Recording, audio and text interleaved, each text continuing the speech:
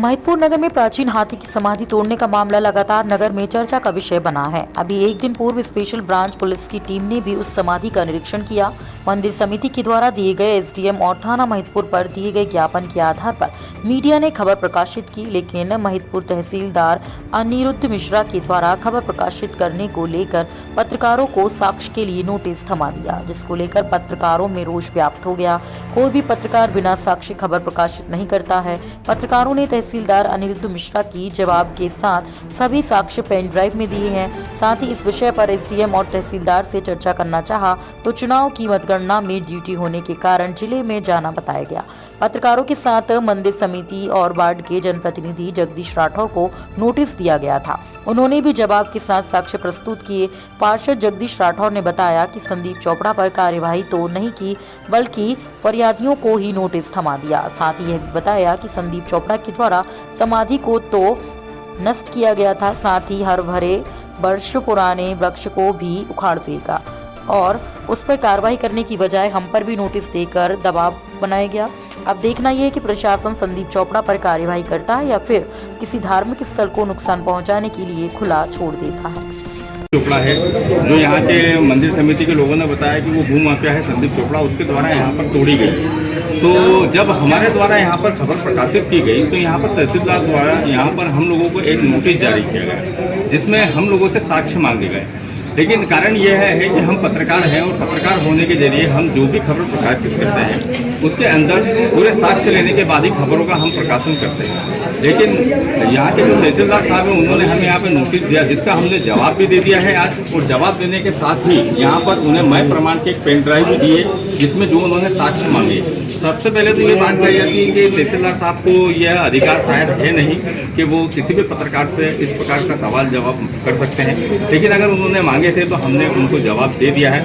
अब देखते हैं कि तहसीलदार साहब जो यहाँ हाथी की समाधि जो टूटी है और जो यहाँ के जो शिकायतकर्ता हैं, जो फरियादी हैं, उन लोगों को न्याय मिलता है या नहीं। क्योंकि अभी वर्तमान में तहसीलदार साहब से भी हमने चर्चा करनी चाहिए।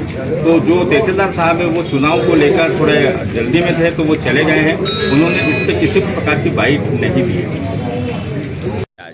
तहसीलदार साहब द्वारा जो एक हाथी की समाधि है उसको लेकर हमने खबर चलाई, उसके द्वारा तहसीलदार साहब द्वारा हमको नोटिस जारी करा था। जो नोटिस का आज हमने जवाब दिया, एक पेन ड्राइव के जरिए सबूत मांगे गए थे हमें, तो पेन ड्राइव के जरिए पूरे सबूत एक साथ इकट्ठा एक पेन ड्राइव में हमने तहसीलदार साहब को दिए। अच्छा, सारे जवाब हैं। देखिए, मैं भारतीय जनता पार्टी से वार्ड नंबर 13 से चुना हुआ पार्षद और वहाँ की जनता ने आके मुझे बताया कि भू माफिया संदीप चोपड़ा द्वारा अपने ही वार्ड में हरे भरे वृक्ष को काट दिया गया है। 150 वर्ष पुरानी गजानन बाबा की समाधि को ढहा दिया गया। फिर हम लोग वहाँ स्थान पर गए तो देखा तो हकीकत वहाँ पे जेसीबी चलाकर सब तोड़ दिया गया था। हमने फिर एक ज्ञापन बनाया, ज्ञापन के माध्यम से सबसे पहले माननीय एसडीएम महोदय को दिया, उसके बाद थाना प्रभारी महोदय को दिया। उसके पश्चात श्रीमान तहसीलदार महोदय ने उस पर कार्रवाई नहीं करते हुए हमें ही सूचना पत्र के जरिए नोटिस थमा दिया गया। तो ये कहाँ का न्याय है? वो क्या चाहते हैं?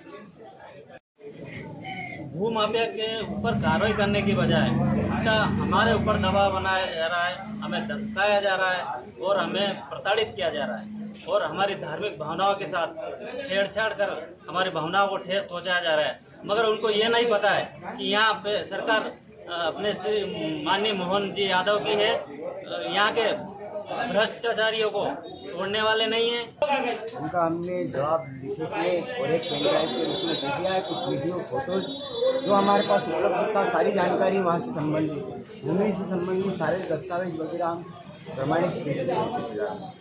अच्छा, देखते हैं आगे वो क्या कार्रवाई करते हैं। आज तक तो न किसी अधिकारी ने, तहसीलदार पटवारी है केवल धमकाने आए हैं वहाँ पे मंदिर पे भी, जिसके प्रमाण है मेरे पास।